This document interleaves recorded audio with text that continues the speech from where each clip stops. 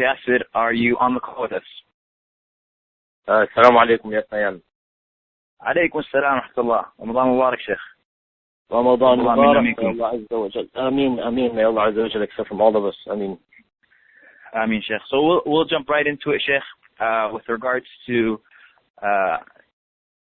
the advice that you have, inshallah, for everyone who's listening in all over the world with regards to preparation and making sure that this is the best Ramadan ever. تفضل شيخنا مشكورا.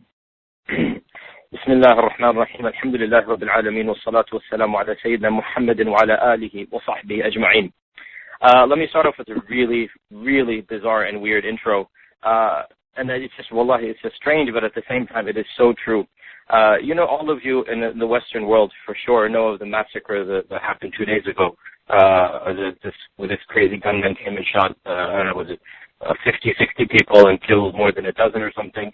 And I found out about it literally like a few minutes after it happened on my iPhone, just checking the news and everything. And I was actually, right after Tarawih or something like that? It happened like a late night.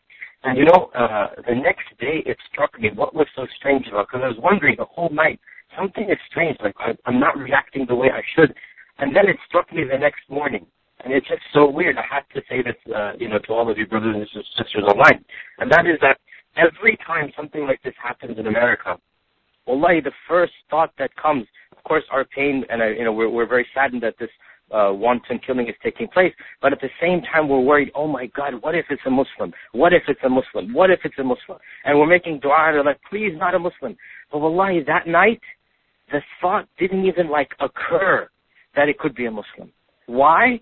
Because it was the first of Ramadan. And I just knew that, no matter how stupid, how crazy people are, on the first of Ramadan, nobody's going to go berserk and start killing people, from our faith, It's just one of the weird things that just happened to me that really made me realize how Ramadan just changes people. Everybody changes. You see people in the masjid that you've never seen before. Our masjid this year in Ramadan, subhanAllah, wallahi, we're wondering, there's this debate going on, are people actually coming in from other cities because we've never seen them before? They just come min kulli fajjin amiq, as Allah says about, the Hajj rites. They're just going to come from every caravan and every valley out of nowhere. And this is one of the barakas of Ramadan, that it just manages to bring the good out of all of us, alhamdulillah.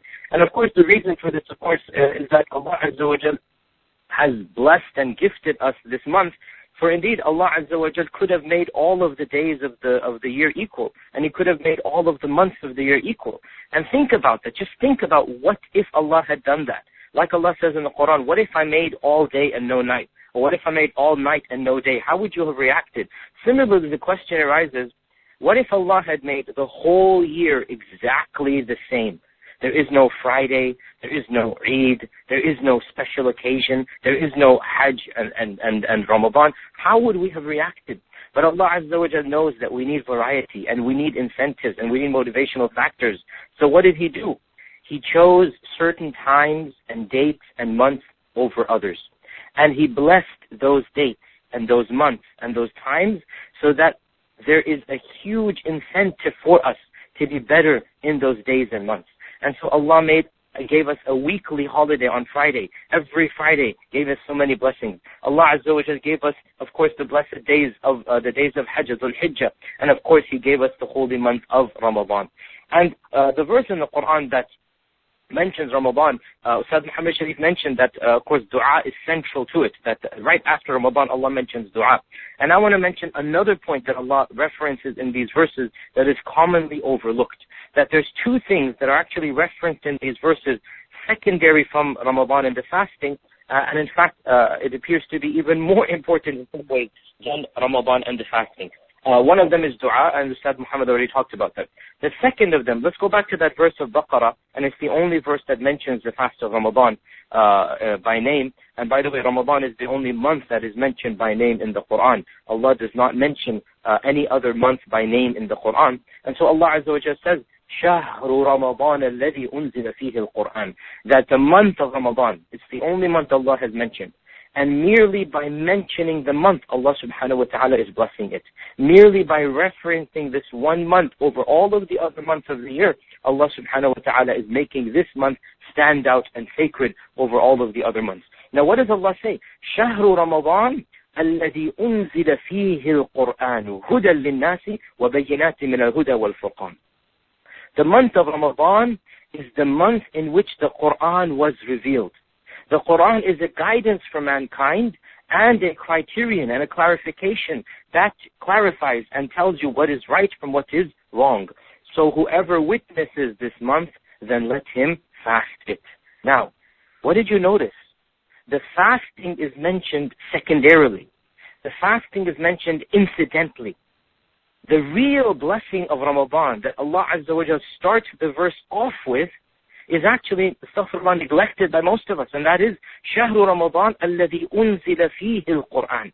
It is as if Allah is saying the sanctity of the month, the sacredness of the month, it comes from the fact that it's related to the Quran. It's associated with the Quran. As for fasting, that's the second thing. That's incidental. That's going to happen afterwards. If you're there, if you're witnessing it, if you're not traveling, go ahead and fast. But the sanctity was before the fasting. The sanctity is not directly related to the fasting. It's not dependent on the Sawm. What is the sanctity dependent on? شهر رمضان الذي أنزل فيه القرآن. And therefore, it is as if the primary blessing of Ramadan, the main association we should have with Ramadan, the main linkage shouldn't be fasting. That's secondary. The main linkage should be the Quran and the recitation of the Quran and the contemplation of the Quran. And subhanAllah, this is one of those things that sadly we in the Muslim world, we of course we all know that Ramadan is the month of the Quran. But if you really look at it, it is as if the primary reason Ramadan is Ramadan. In fact, that's exactly what the verse says, right? The month of Ramadan is the month that the Quran came down. That is the sanctity. And therefore, the first advice really, that I remind myself and all of you, that the month of Ramadan, because it is linked to the Quran, our primary focus really, of course, ibadah of Siyam is fard, but our primary focus above and beyond that has got to be the Quran. Some of the greatest scholars of hadith, for example, Imam Malik. And Imam Malik, you know who he was. And you know he is the first author of a book of hadith that was meant to be published and distributed. That's the Muwatta of Imam Malik, right? Imam Malik and many other scholars besides him, Sufyan al-Thawri and others. But Imam Malik, when the month of Ramadan came, he would shut his Muwatta. He would close his books of hadith. He would stop narrating a hadith. And he would simply go to the masjid and read Quran day and night. Someone as great as Imam Malik, doing one of the greatest jobs of the Ummah, and that's preserving the ahadith of the Prophet ﷺ. Come the month of Ramadan, even that knowledge became secondary, and the Quran became his primary focus. And the same has been narrated by many of the other scholars of the past, that when the month of Ramadan came, they would simply pause what they were doing, they would stop all of their other lectures, and they would then turn their attention to the Quran. Therefore, brothers and sisters, I really want to emphasize this point. I know subconsciously we all know that Ramadan is linked with the Quran, but I want every one of us to make sure that inshallah this Ramadan, let us make sure that we pay special attention to the Quran. Even our Prophet Muhammad sallallahu alaihi wasallam, come the month of Ramadan, he would recite the Quran in an extra beautiful manner and in a longer manner and a greater recitation. And he would recite the Quran. Now the question arises, who would the Prophet recite to? I mean, those of us who are huffaz, those of us who have memorized, and even those who haven't, those who are reciting, we try to find a partner, we try to find somebody whom we can recite to, bounce our qira'ah off of, make sure we don't make any mistakes. Now, who is the Prophet going to recite to when the Quran came down to him? Well, guess what? Sahih Bukhari tells us that in the month of Ramadan, Allah would send the angel Jibreel down every single night. In order that, why? In order that the Prophet ﷺ recite the Quran to Jibreel. Think about it. Who can the Prophet recite to amongst the men? It's impossible. Who's going to correct the Prophet ﷺ? Who's going to make sure that he's doing everything right? And by the way, even the Prophet made mistakes in his hifz once in a while, and the ahadith mentioned this, and this is to show us his humanity. But of course, his mistakes, he knew them, and he corrected them himself later on, and he affirmed the mistakes that he made, that my memory failed me. There was an authentic hadith where he got stuck on a verse, and later on he asked the Sahaba, why didn't you tell me the next verse? And they said, how could we, Ya Rasulullah, and you are Rasulullah? And this, of course, is to show us his humanity, but we know that the Quran has been preserved because Allah Azza wa Jal has guaranteed it. The point being, who could the Prophet recite to? Allah Azza wa Jal sent down the holiest of holy angels, to the holiest of holy men in order that he recites the Quran on a daily basis. And the year that the Prophet passed away, he recited the Quran twice, cover to cover, back to back. And it is also said that Jibreel would recite the day. It was a two-way street, and the Arabic allows for this because the Arabic says, كَانَ يَتَدَارَسُهُ الْقُرْآنِ. تَدَارَسَ عَلَى وَجْهِ تَفَاعَلَ means the fi'l is done by both backward and forward. And so it is as if the Prophet would recite to Jibreel, and then Jibreel would recite to the Prophet. So the most important advice before I move on, the Quran, the Quran, the Quran. We're still in the beginning of the month. Let every one of us make a sincere intention that the bare minimum shall be that we shall finish reciting the Quran in the entire month of Ramadan. Better than this is to make more than one recitation, and also to make your recitation and also listening as well. As the Prophet would do, he would recite and he would listen, because each one of these acts is a separate act of worship, and each one has its own psychological impact. To read the Quran yourself and then to have it recited to you, both of them have a separate impact, and the Quran mentions both of them. وَإِذَا سَمِعُوا مَا أُنزِلَ لِلرَّسُولِ is one act of worship, right? And then تُتْلَى عَلَيْهِمْ آيَاتُنَا, they're listening to it, and then وَإِذَا تُلِيَتْ عَلَيْهِمْ, Allah says that the Quran is being recited to them, and then Allah says, أُتْلُوا مَا أُوحِيَ إِلَيْكَ, you do tilawah. So tilawah should be done to you, and you do the tilawah, and subhanAllah, in this month, brothers and sisters, it's the easiest combination. We read the Quran during the day, and then have it recited to us at night in Taraweeh. It's the easiest combination. There is no other month that affords us this combination of reciting the Quran and then having it recited to us, because it's exactly what our Prophet Muhammad sallallahu alaihi wasallam did. Now, some of you are going to say, I mean, come on, Sheikh, let's get real. I can't do it Tuesday. It's too much. To this I respond, it's only great and difficult if you make it difficult. Wallahi, 20 pages a day is not a lot. If I were to tell you to read 20 pages of English a day, you would say, yeah, piece of cake, I can do it. You're the one making this bigger than it really needs to be. 20 pages a day. Ask yourself, where are the free times that I have? And one of the easiest systems that, in fact, I am actually doing this myself this Ramadan, is that on my iPad, on my iPhone, I have the Quran app, and after every single salah, I just pull up my iPhone and recite 5 or 6 pages or more than that. And of course, if you recite even 4 pages, if you do even 4 pages after every single salah, what does that work out to? 4 times 5 is 20. And so if you just spend, literally calculated, 3 minutes it will take you. 3 minutes after every salah, you do 4 pages. And if you do 4 pages of Quran after every single salah, then automatically you'll be doing a juz a day, and then by the end of the month you would have finished the juz. Of course, 4 pages is the bare minimum. My advice to you is to be realistic. Sometimes you won't have, like for example, after Maghrib, many of us are not going to be spending time to read the Quran. Astaghfirullah, we're going to jump to the food. If you know you're going to do that, then recite 5 pages after 4 salawat, right? Do the math. 20 pages divided up. If you only have time after 2 salawat, 10 pages, and that's basically less than 8-9 minutes if you read the Quran. Of course, I mean, if you read it with tartil, even better, but if you just read it in a whispering voice, this is, inshallah, the bare minimum that should be done. So the first point of advice, be realistic and rediscover the beauty of the Quran, not just in recitation, but also in tilawah to you. The second point of advice is to reiterate what Ustaz Muhammad said, and that is to remind ourselves of the beautiful hadith that really is simple, concise, to the point. The Prophet ﷺ said, "Man sama Ramadan imanan wa ihtisaban ghufira lahu ma taqaddama min dhanbihi." Whoever fasted the month, but then he added 2 conditions. With all fast, alhamdulillah, all of us on this call, I am sure all of us, inshallah, are fasting, or else we wouldn't have logged on to this call. So what are the 2 conditions? Man sama Ramadan imanan wa ihtisaban. Whoever fasted the month of Ramadan with iman and with ihtisab, all of his previous sins will be forgiven. Now that's a huge blessing. Think about that. All of his previous sins. Think about what are the deeds that forgives all of the previous sins. There are very few in number. There are not that many. That you can probably list them on the fingers of 1 or 2 hands. This is one of those deeds in the top 10 deeds that forgives all of your previous sins, but there have to be 2 conditions.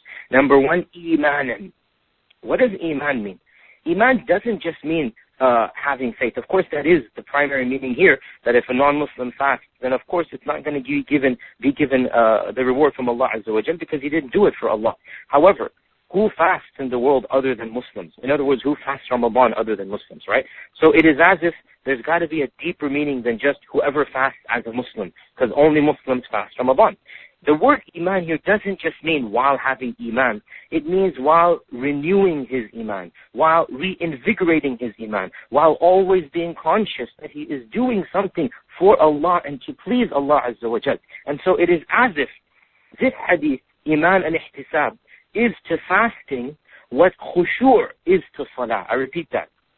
This hadith is reminding us that we need to have a humility, a humbleness, a perseverance when it comes to fasting, just like when it comes to the prayer. It's not just emotions and rituals that's rewarded. It's the khushu', it's the humility, it's the attention span, right? We all know that, right? If you just pray like a parrot, moving up and down, the Prophet said, a person might not get anything of salah except maybe 1/10 of it, right? You might get nothing except a measly amount.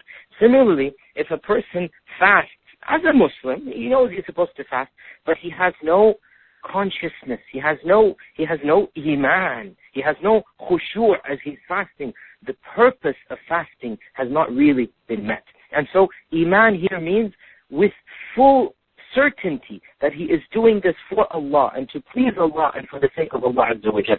Iman here means ihsan, and that is you worship Allah as though you see him, because even if you don't see him, he sees you. And then ihtisab means you're always expecting the reward. You're always literally greedy for the reward. In this case, greediness is good, because when you're greedy for the reward, you're always thinking of the reward. You're always in your mind. And of course, you need to have ihtisab. Any type of problem comes up, when it gets, these days, mashallah, tabarakallah, Ramadan is in July, pretty much around the world, or most of the world, is going to be very hot, the hottest time of the year. You need to have ihtisab. When you're sweating, when your throat gets dry, when you're in the sun, that's what ihtisab comes. You say, inshallah, I'm doing this for the sake of Allah. This is going to get me reward. And again, it goes back to consciousness. So, this hadith is to fasting what khushu' is to salah. Another point I want to mention, some of the blessings that come out of Ramadan, some of the blessings that Ramadan really brings out in us. Of course, there's many, but first and foremost, of course, we mentioned the Quran, that the attachment with the Quran has to be there. The second blessing, and again, this is something that many of you have heard and know, but we're reminding one another. The second blessing of Ramadan is that Allah subhanahu wa ta'ala commands us to kind of sort of neglect our bodies for half the day. Just don't worry about them. I'll take care of you. Eating, drinking, our sensual desires, khalas, it's minimized, right? Now, what is the wisdom in this? Well, there's multiple wisdoms. Once it is said that a man came to the Prophet ﷺ, and he was not knowledgeable. He wasn't very knowledgeable of Islamic laws, and he wanted to basically become a type of hermit or become a type of recluse, or he even asked, maybe I can castrate myself, like the Christians of old did. They would castrate themselves so that they're living monkish lives, right? So the Prophet ﷺ said, "Khifa'u ummati as-siyam." Khifa'u ummati as-siyam. Now, the exact meaning of this literally means the castration of my ummah is fasting, but there's a deeper meaning here. The being a hermit or being a monk, the maximum that really you're supposed to do is through the fasting. And of course, a hermit and a monk is what? Somebody who cuts off his worldly pleasures. Somebody who cuts off all of the relationship of the dunya. And our Prophet ﷺ said, fasting is what Allah has legislated if you want to do something like this. That's the max you can do. You can't physically castrate yourself. You can't just go and live in the desert and mountain. That's not what our religion requires. So, the second point of Ramadan, there is clearly and undoubtedly an indication that we should not concentrate on our physical bodies, especially during the day. And what does that do? Well, when you don't concentrate on the physical body, the spiritual soul becomes more aware, right? This is a factor that it's a deep topic here, but there's always a little bit of a tension between the body and the soul. There's always a little bit of a tension, and it doesn't have to be a tension, but we make it a tension. When we overfeed the body, and by overfeed, I don't just mean eating too much. I mean all of our sensual pleasures.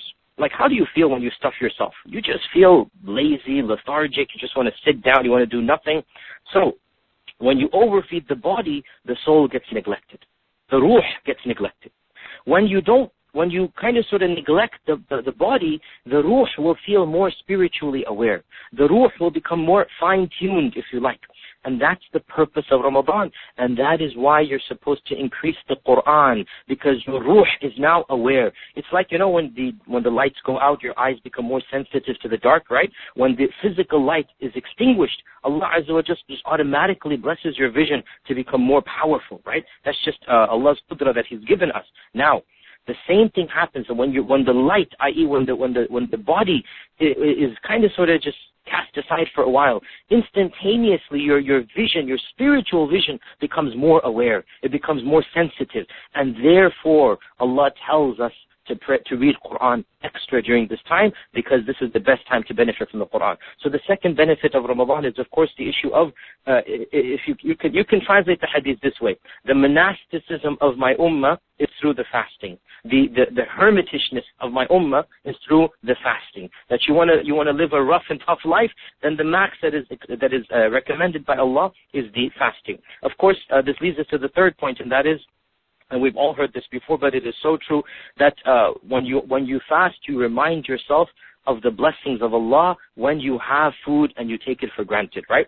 The saying goes that you don't appreciate what you have until it's taken away from you. You don't appreciate what you have until it is taken away from you. And this is a reality that every one of us has experienced. Well, in fasting, Allah forces us to take away those blessings for a while, so that we are forced to confront the fact that we neglect those blessings. I repeat, Allah forces us to take away those blessings.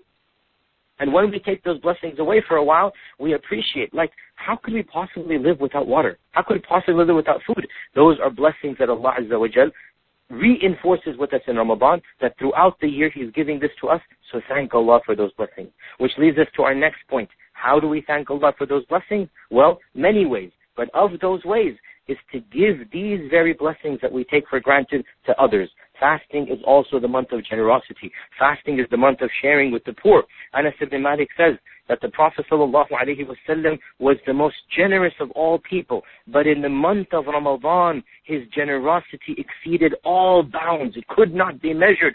It was like the uncontrollable desert wind. Imagine you're in the desert and the wind is just blowing out of the desert. How can you stop that wind? So the Anas ibn Malik says the Prophet ﷺ was the most generous. But in the month of Ramadan, he would become even more generous than this uncontrollable wind. And therefore, every one of us needs to ask himself, herself, what can I do to be generous? Whether it's just feeding somebody a date in the masjid, or even more than this, going and finding a poor family in your neighborhood, giving them food. And by the way, brothers and sisters, this is the best way to give charity.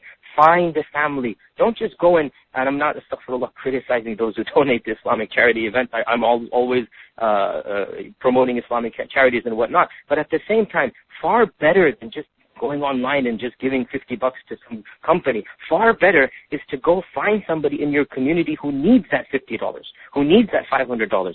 Far better is to find an orphan, or to find a widow, or to find a poor family, refugee family in your own community. Do some hunting, make some phone calls, go and visit the person. Because not only will your money be taken advantage of more, 100% without any administration fees, but you will get a sense of direct contact with this poor family. You will see what is happening in their lives, and you might even cater to their needs in a better way. Suppose they don't need money, they need food or rice. Suppose they don't need rice, they need beds.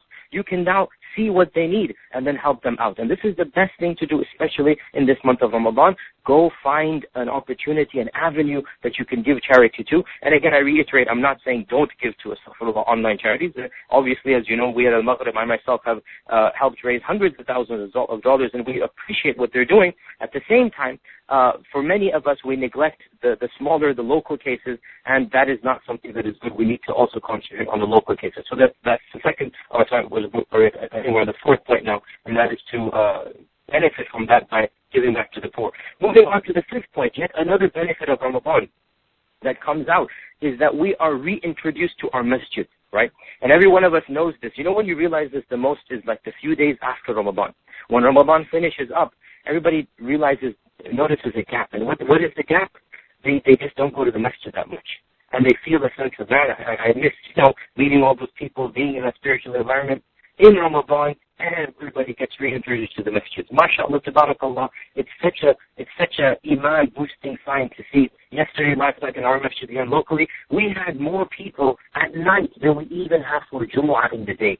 Wallahi, that's such a beautiful sign. You get so happy that the masjid is jam-packed in the hallways, in the parking lot, people are praying. It's such a great blessing to see people come to the communities, come to the masajid, and alhamdulillah, this is one of the blessings of Ramadan, that make sure you form an association with the masjid.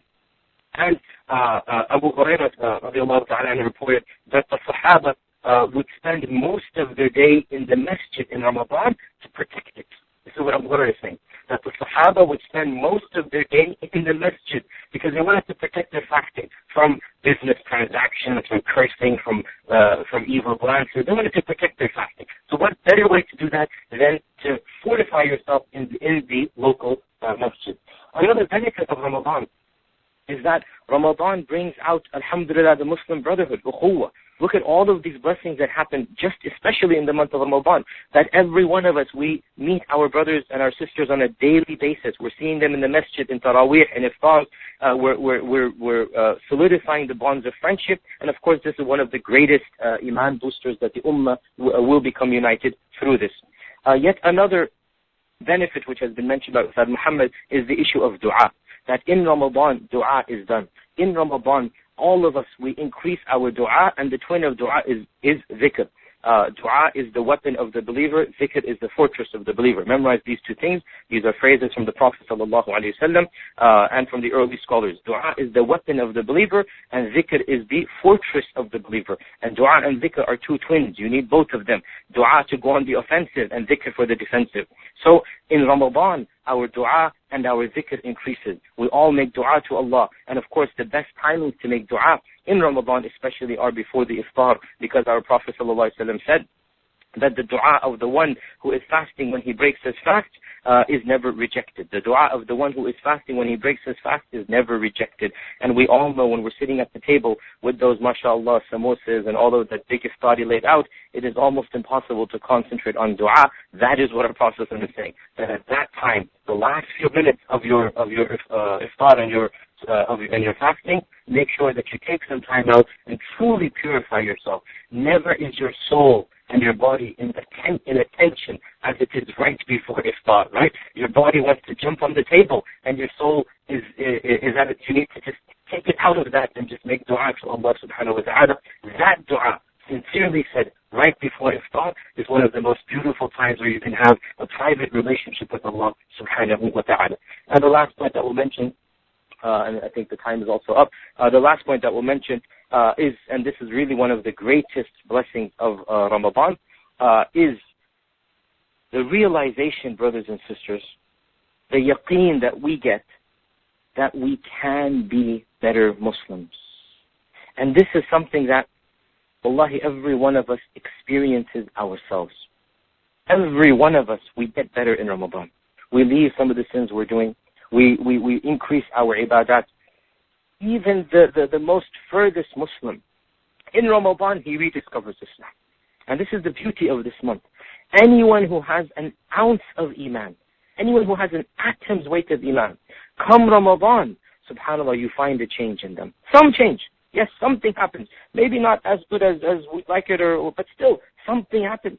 And this is a clear sign that Ramadan is a time when Allah Azza wa Jal allows Muslims to see their potential. And you know what happens when you see your potential? You tell me, you're having problems, let's say in some type of class, you can't really understand anything, and one day it all fits into place. One day, khalas, every problem, you now understand what was the issue. And you go home and you can solve the problems, you can do whatever it needs to be done. The confidence boost that you get, the power that you feel that, alhamdulillah, I can do this, right? That's what happens. And this is exactly why Allah Azza wa Jal legislated Ramadan. That it gives us the potential. It makes us realize we are capable of being better people. And if we can be better people in Ramadan, we can be better people outside of Ramadan. The fact that during this month we give up sins that we're addicted to. During this month we all start praying more, fasting more, zikr more, dua more, brotherhood more. Everything increases, right? Every single avenue of khair, it goes up in Ramadan. And we realize, you know what? Not only can I do it, it's actually fun to do. It actually makes me feel better. It's spiritually rewarding. It's physically challenging, but uplifting. Everything is good. And so Allah gives us a taste of our rewards, a taste of our blessings of being Muslims. And therefore, one of the primary wisdoms of Ramadan, brothers and sisters, is that it affords us the opportunity to become better every single year. One of the scholars of the past said that the sign of Ramadan having been accepted is that a person performs good deeds after Ramadan is over. A sign that Ramadan has been accepted is that a person continues to perform good deeds after Ramadan is over. And the way that I put it is as follows, and let's be very blunt here. We all know that when Ramadan is over, we're not going to be this religious. Let's just be frank.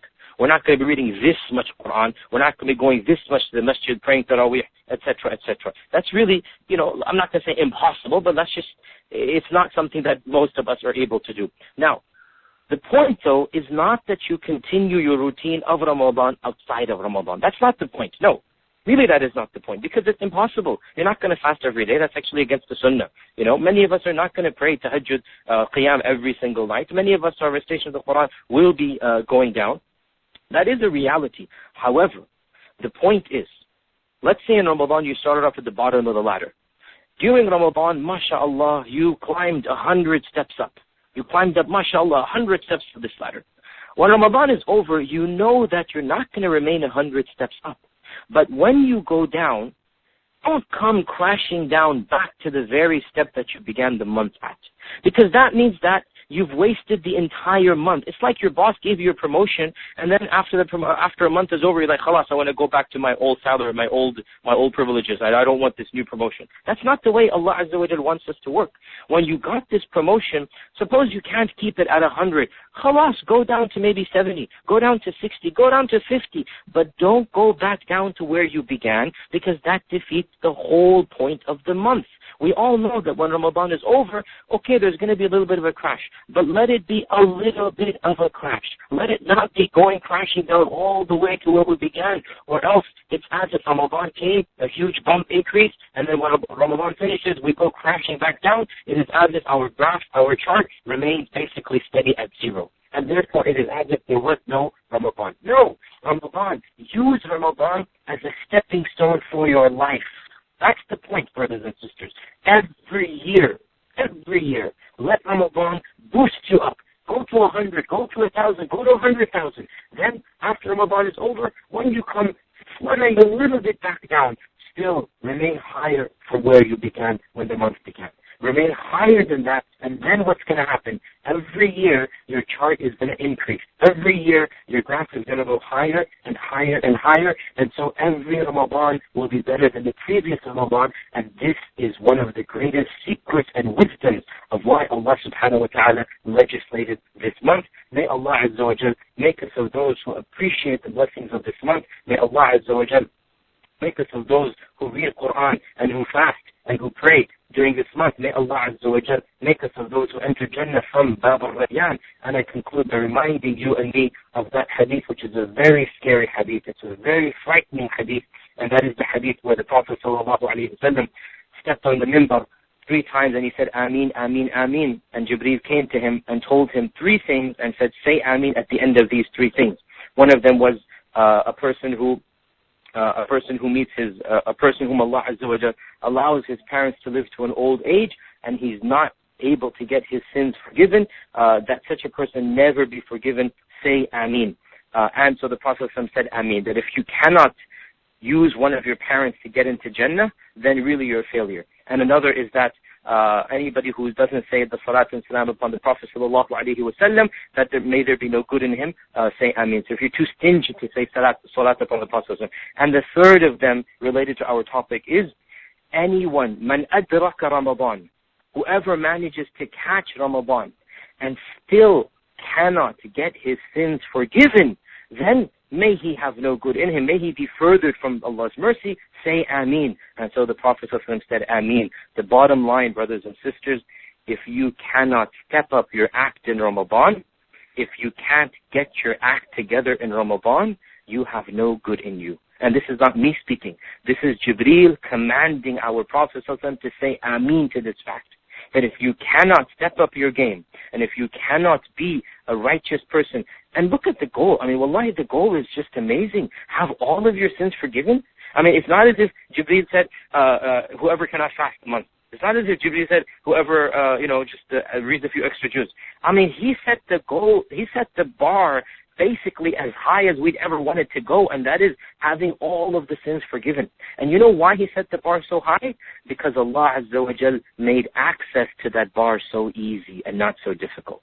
Because Allah made access to that bar, even though it is so high, and that height is to have all of your sins forgiven. But to get to that height, Allah Azza wa Jal made it so easy that if you still can't get it, the rewards are so great, the rewards are so high, the path to get it is so easy. If you're too lazy to take that path, to get that goal, to get that trophy, to get that prize, then la khayra fika, there is no good in you or in anybody who does not do that. So may Allah Azza wa Jal save us from that category of people, and may He be of those who benefits from this month the way that it should be benefited from. وآخر دعوانا أن الحمد لله رب العالمين وصلى الله وسلم وبارك على محمد وآله وصحبه أجمعين.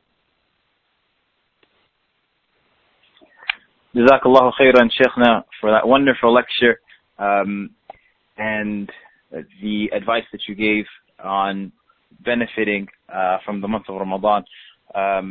We ask Allah Azza wa Jal to allow us to be of those who inshallah are better come the end of the month, better Muslims, better in our ibadah, but better in our degrees with Allah Azza wa Jal and our closeness from Him than we were going into it in every Ramadan that we're allowed to experience from now, inshallah ta'ala.